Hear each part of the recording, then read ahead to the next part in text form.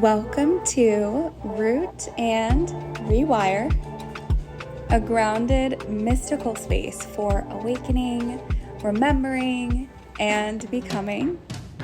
I'm Kayla, and here we explore the shifts, the stories, and the synchronicities that reshape us from the inside out, along with the mystical, the unseen, and the magic that's woven into everyday life.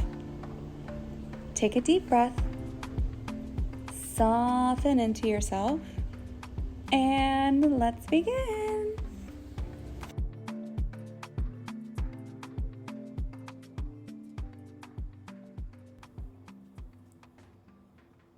Hello, everyone.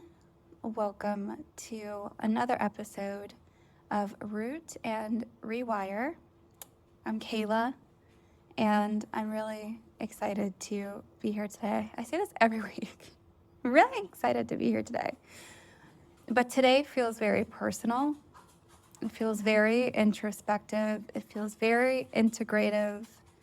And I don't know if you could tell from my tone last week while recording, I, to put it lightly, have been in the dumpster. I feel like I've been wading through the garbage, deep down in the sewers. It's been a ride. It's been tough and difficult and lonely and scary and frustrating. And I know that I'm not the only one feeling this way. I have recently left a relationship that truly meant so much to me, still does mean so much to me, and it sparked this relationship series that we're currently in and on right now. But we've had a lot surfacing on a macro level within the US, outside of the US. We can see it in the news. Everything that's coming out, predictions of a World War III, the Epstein files. There's a lot going on. And this mirrors on a micro level how much has been going on within all of us. And it really made me think this morning as I was taking time for myself before coming on. And I got really emotional. This isn't different for me. I've been emotional every single day for the past few weeks, but today felt different. And I just had this realization of it's scary. The idea of everything that's going on in the world as we know it today. It's terrifying.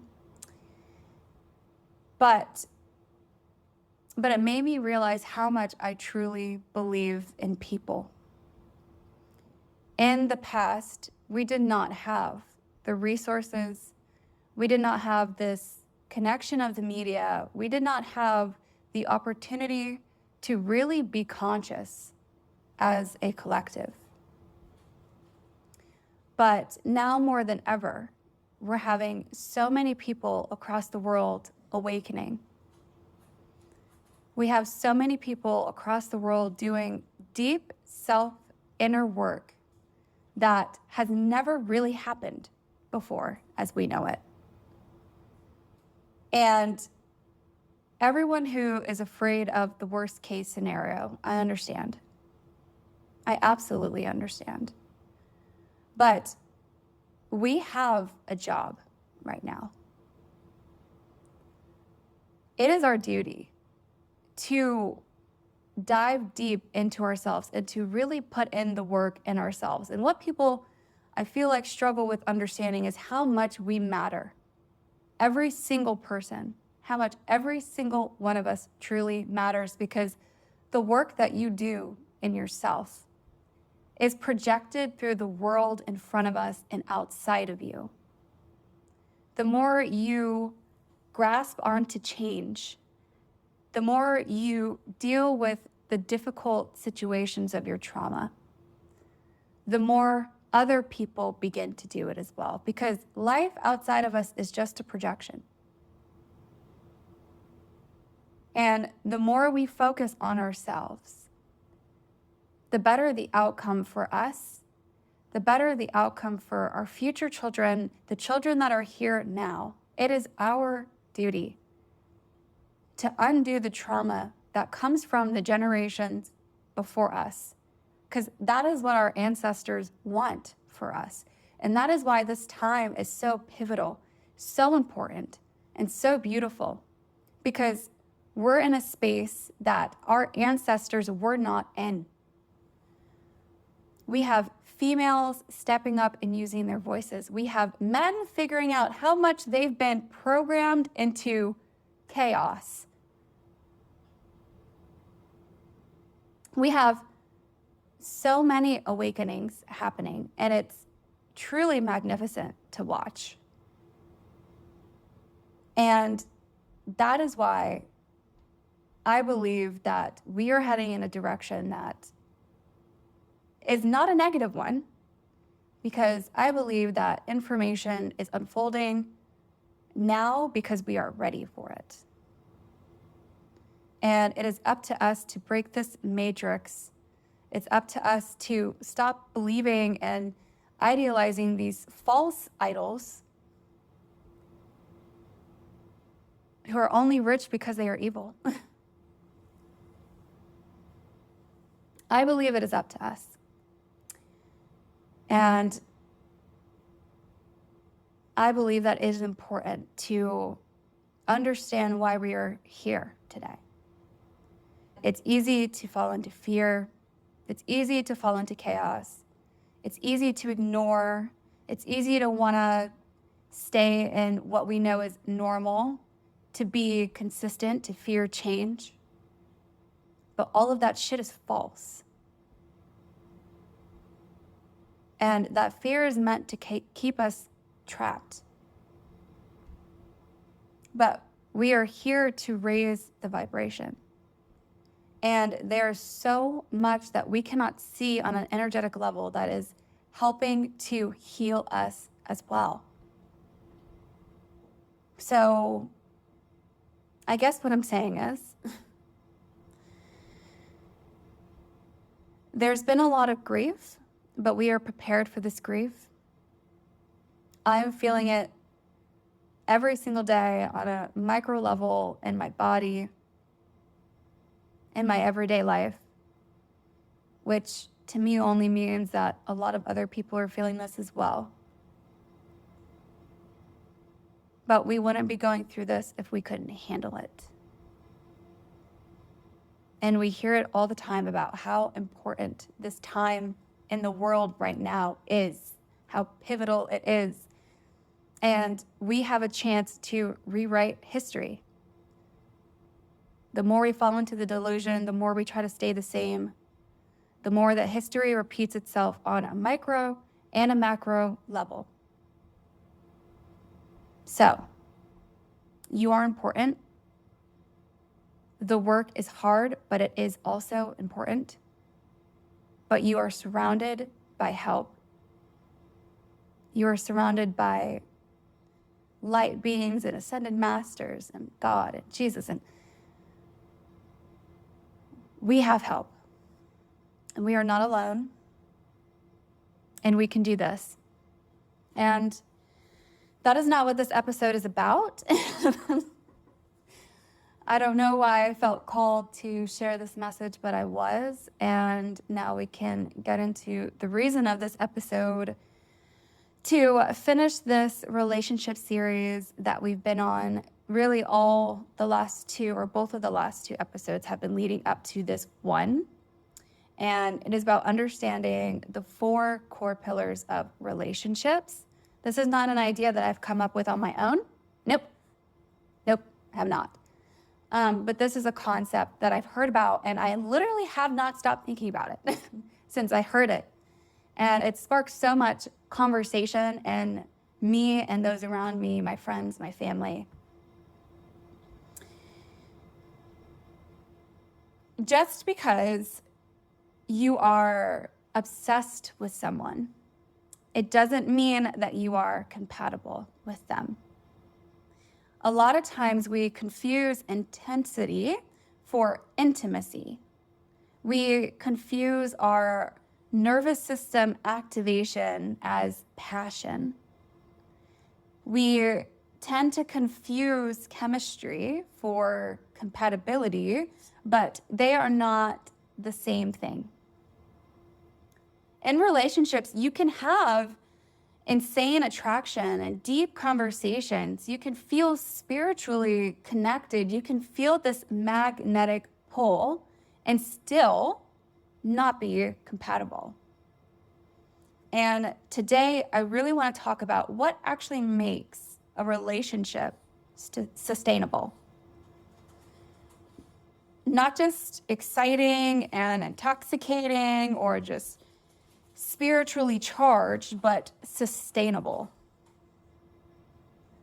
Because attraction starts the relationships, but compatibility is what sustains a relationship. And from what I've seen and what I've experienced, what I've heard, what I've been debating in my mind, is compatibility rests on 4 core pillars. Let's break it down into 4. It is emotional, it is spiritual, it is physical, and it is intellectual. When one is missing, there is a tendency, if we are aware, to recognize that the relationship may be strained. When 2 are missing, it is possible that the relationship slowly starts collapsing. When 3 are missing, we're usually running on just chemistry alone. But I really want to break down all of these pillars to really dive into them, to understand what that type of compatibility means. And then we'll go from there. So starting with emotional compatibility. How I see emotional compatibility is that it is not emotional intensity. It's not how deeply someone feels. It's not about how passionate they are. It's not about how much they tend to cry or be vulnerable and open up. Emotional compatibility is essentially, well, our favorite topic is nervous system safety. It's about, can we regulate conflict together? Can we repair after a rupture? Can we take our own accountability? Can I bring my hard, intense, difficult emotions here without being punished or pushed back on? You can feel really deeply connected to someone because your wounds recognize each other's. But that is not always compatibility. In fact, it's what people tend to call trauma bonding. And what that is familiarity. However, emotional compatibility feels steady. It feels like I can bring my mess here. I can be imperfect here. I don't have to perform emotional stability to be loved here. If one person tends to prioritize growth and the other person doesn't and tends to avoid reflection, a gap starts to form.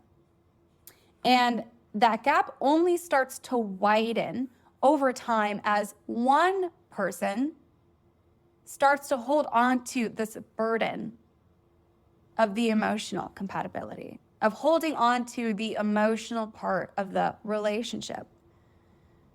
We cannot drag someone into emotional maturity. And we cannot shrink our awareness to maintain connection without eventually losing yourself. So that is what emotional compatibility looks like. It's about how your nervous system feels with this other person. The next is spiritual compatibility. And spiritual compatibility isn't really about religion. It's more about your worldview. It's about, do we see life through similar lenses? Do we both value growth? Do we both believe in evolution? Do we both reflect on patterns? Do we both care about meaning? If you are someone who is deeply introspective, reflective, spiritually curious, like me, and your partner tends to dismiss that part of you or has a hard time engaging with that part of you, then you slowly start to disconnect from yourself. And just like with emotional compatibility, if there is not the spiritual compatibility, if one person is holding it, then you start to hold that burden there too. In spiritual compatibility, it's not about having identical beliefs. That's not what this is about. It's about compatible depth. Spirituality or spiritual compatibility feels like evolving in the same direction. Not the same speed, but the same direction. Okay. Physical compatibility. So this physical compatibility is not shallow. When we think about physical, we think about sex. And that is part of it, but it's more about affection style and touch frequency and libido alignment and enjoying doing the same things and attraction and lifestyle rhythm. So some people need daily affection. Some need more space. Some have a spontaneous desire. Some have a responsive desire.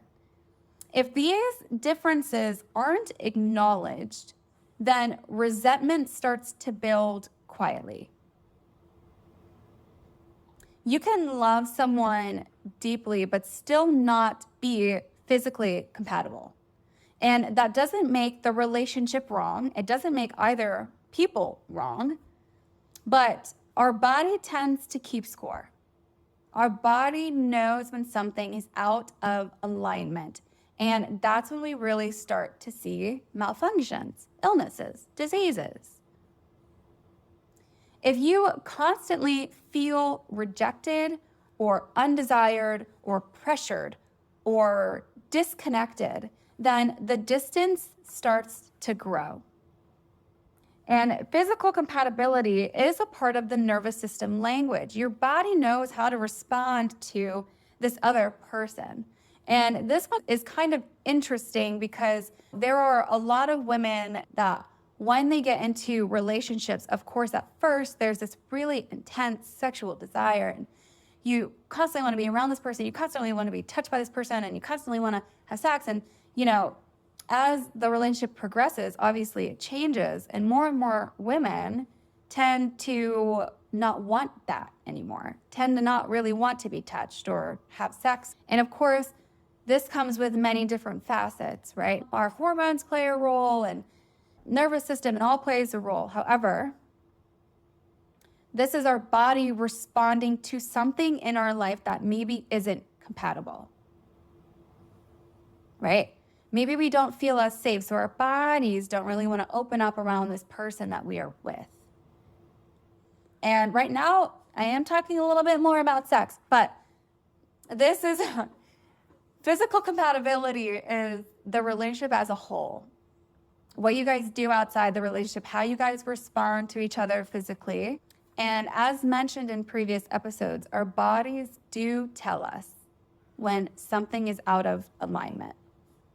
Now, moving into the last one, we have intellectual compatibility. This one, I think, is supremely underrated. Intellectual compatibility is really just about curiosity. It's conversational depth. It's humor alignment. It's mental stimulation. Can we challenge each other without ego being involved? Can we disagree without it becoming a power struggle of me being right, you being wrong? Do I feel intellectually lonely with you? Meaning, do I not feel stimulated? It's not about education level. It's about shared curiosity on many different things in life, many different topics in life. You can be attracted and emotionally connected to someone, but if you don't respect each other's minds, then something does start eroding, especially if you're someone who thinks deeply, if this is a really important pillar for you, especially if you process through conversation, through dialogue. So thinking about these pillars, most of us tend to prioritize the pillar that we lacked growing up. If you lacked emotional safety, then you may chase emotional intensity. If you lacked affection, you may prioritize physical chemistry. If you felt intellectually unseen, you may prioritize stimulation above everything else. And we convince ourselves that one pillar is strong enough. But compatibility isn't about intensity in just one area of life. It's about balance across all four of the pillars. And this is where our core beliefs begin to enter. We don't just choose partners. We choose mirrors for our core beliefs. Okay? If your belief is that I have to earn love, then we might overinvest emotionally and then ignore the intellectual gaps. If your belief is passion equals love, then you might prioritize chemistry over emotional safety. If your belief is I'm too much, then you might downplay your spiritual or your intellectual depth just to keep the connection. And until we shift and rewire the belief, then we will keep choosing the same missing pillar. The relationship that you attract reflects the pillar that you've built within yourself. It reflects your core beliefs. If you don't feel emotionally safe alone, then you'll chase intensity. If you don't honor your mind, then you'll tolerate intellectual loneliness. If you don't respect your own spiritual depth, then you will begin to minimize it for connection. It always starts from within. And as I was hearing about this idea of the four pillars and relationship compatibility and all of that, I began to think, okay, well, if more people knew this, then inevitably people would just start leaving their relationships and relationships would just start dropping like flies, would it not? But no, if you're already in a relationship that has one or two what you would say are strong core pillars, it is still possible to grow the other pillars, but only if both people are committed to growing it. And compatibility isn't static, right? It can change, it can grow, it can blossom, but we cannot build all four pillars alone. It is really important to do the inner work to see, okay, what is this relationship missing? It's reflecting something in me that is missing. So I can begin to work on this. However, if the other person isn't devoted to that same type of growth, then there's going to be misalignment, and you will begin to carry the burden alone. You can invite growth in, you can model it in your relationship. You can be the one to really start honing in on what that growth looks like. And a lot of times the other person will begin to grow because of your own growth. But you need to communicate these needs within your relationship with your partner, because one person cannot grow and evolve for two or three or four, depending on your relationship type.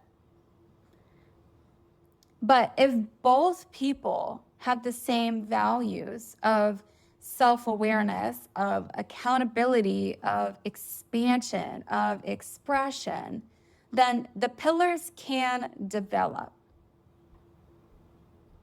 Emotional safety can deepen. Spiritual connection can expand. Intellectual stimulation can grow. But if in the relationship, one person is okay with where the relationship is at, but the other person is craving all four of these pillars, then that gap becomes so painful.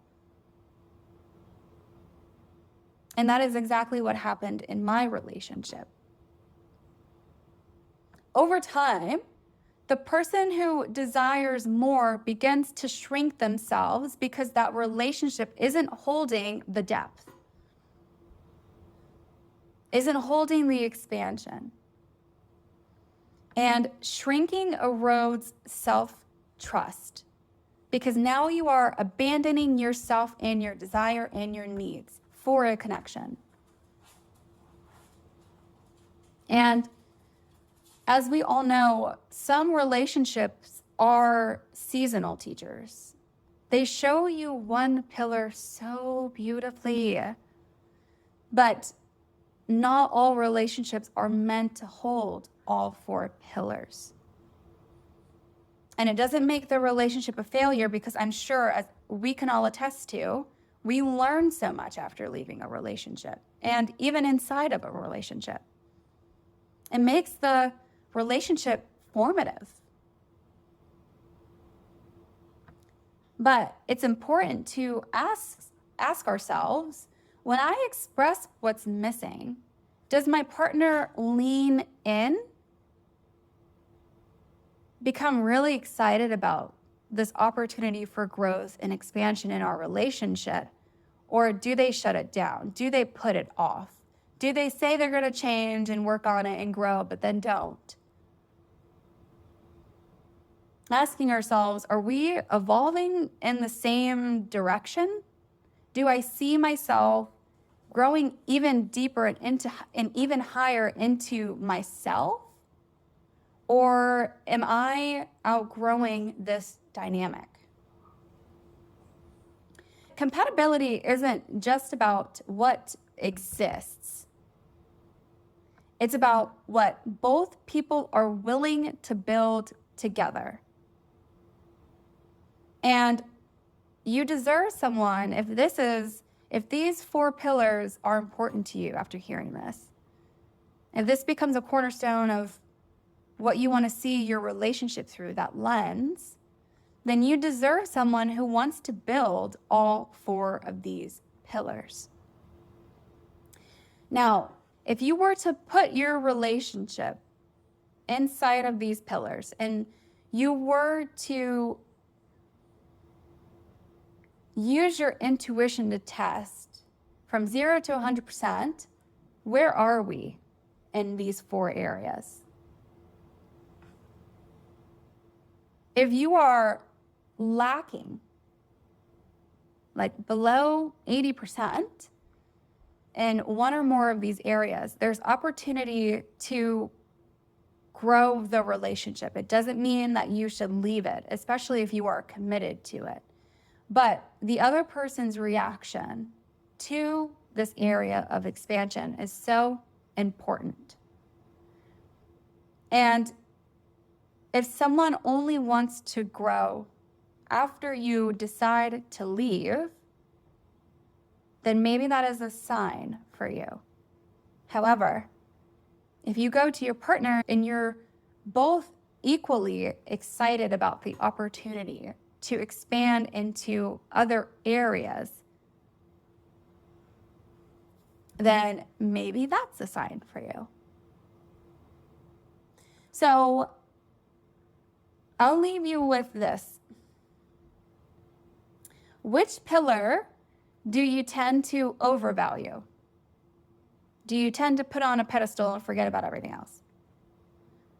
Which one or ones have you ignored? Where have you accepted the quote unquote almost compatibility? And which pillar do you feel that you need to strengthen within yourself first? Because compatibility isn't about finding someone perfect, right? But it is about building something sustainable and safe for you. Chemistry starts the relationship, but compatibility sustains the relationship. And awareness is the first rewire. So I know that this episode was a little bit different. I kind of went into it in the beginning. And then we dove into love afterwards because, we're all human. I cried all morning and now I just want to talk about love. But I've had a conversation about these pillars with everybody, basically, in my life. And some people don't tend to care as much about these, right? Because for them, they're happy in their relationship and they're comfortable in their relationship. But some people are like me, maybe you're a little bit different. And it's not even about wanting more, right? But it really just is about how much can we begin to expand with somebody else? Because the season that I'm entering into is really looking for a divine union. That's like what my life has been about, the divine. So for me, I do choose to prioritize these pillars. And it doesn't mean that I'm only looking for people that are going to be 100% perfect in each and every single one of these 4 pillars. No. For me, it's about being with someone that allows me to feel safe and secure, but also knowing that they want to continue to grow and expand. I've learned that if I were to date someone just like me, it would not fare well. That would probably be the worst relationship in history. But I know what I deserve. I know what I deserve. And this season for me is all about expansion, baby. And I promised myself that I will not abandon myself again.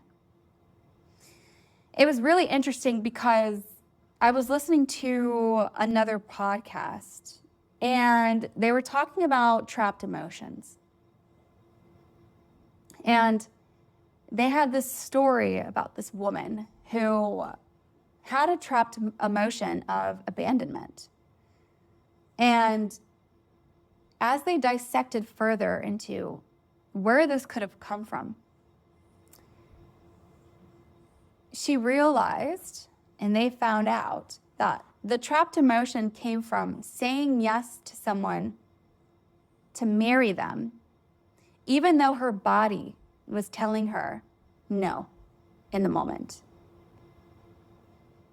And what eventually happened was the relationship fell apart and he cheated on her and she left it. And it just made me think that I would have never assumed or thought about staying in a relationship as a form of self-abandonment. I would have never thought about that. And I thought that was so interesting because it's true. On a deeper level, we all know what we've come here to do. We all know the love that we deserve to have. But if we continually distract or shrink or force ourselves to ignore ways that we are not being fulfilled, then we're doing ourselves a disservice. And the accountability does come in. If your relationship is lacking in some way, then you yourself are lacking in some way. And that is the next area for growth for you. But there is a relationship that exists where it is balanced. There is a relationship that exists that I believe to be a divine one, where me being with you allows me to be my most expressive, expansive self. And this is just another lens to look at relationships through. If you're in a relationship, this is a very different and fun conversation to have with the person that you are with. If you are single, it's a good conversation to have within yourself. What have I over prioritized before?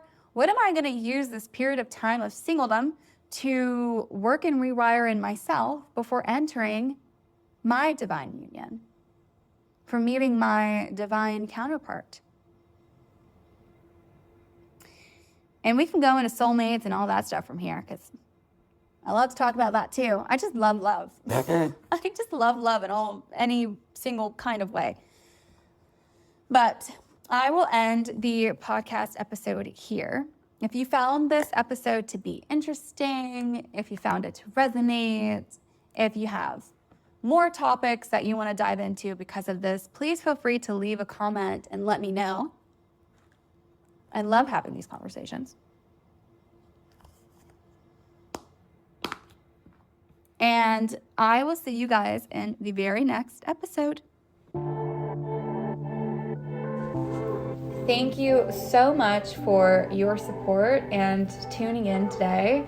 If this episode supported you and you would like to share, or if you're just looking for someone to connect with, you can find me on Instagram at Soil and Soul Sister. I hope to hear from you. I would love to hear from you. And until next time.